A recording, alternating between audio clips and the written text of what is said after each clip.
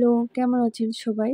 আমার বাসায় গেস্ট ছিল গতকাল, যার কারণে আমি তেমন কোনো ভিডিও দিতে পারিনি। এর কারণ হচ্ছে আমি একসাথে দুটো কাজ কখনো খুব ভালো করে মনোযোগ দিয়ে করতে পারি না।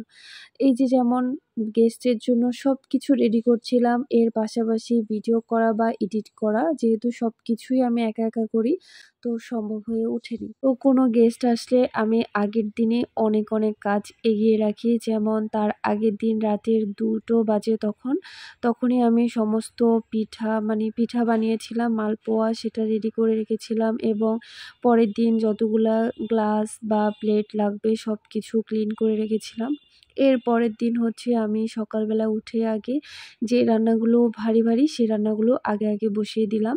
তার মধ্যে ছিল হাঁসের মাংস, সেটা খুব হতে টাইম লাগে, যার কারণে ওটাই সবার আগে বসিয়েছি।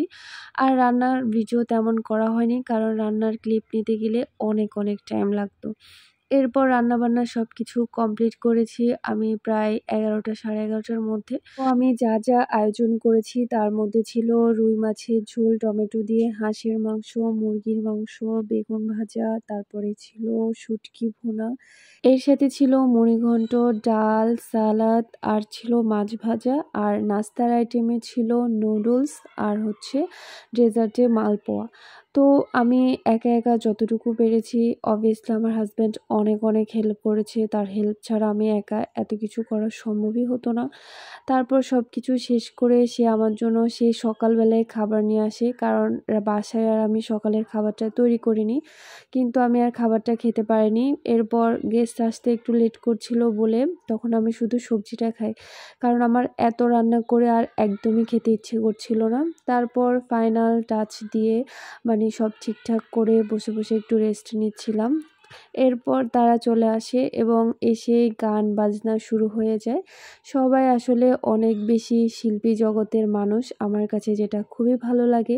আর আমার তিনি তো এগুলো পেলে আর ওনার কিছু লাগে না। গান বাজনা, তারপরে হচ্ছে বাঁশি, এগুলোতে সে খুব ভালো থাকে।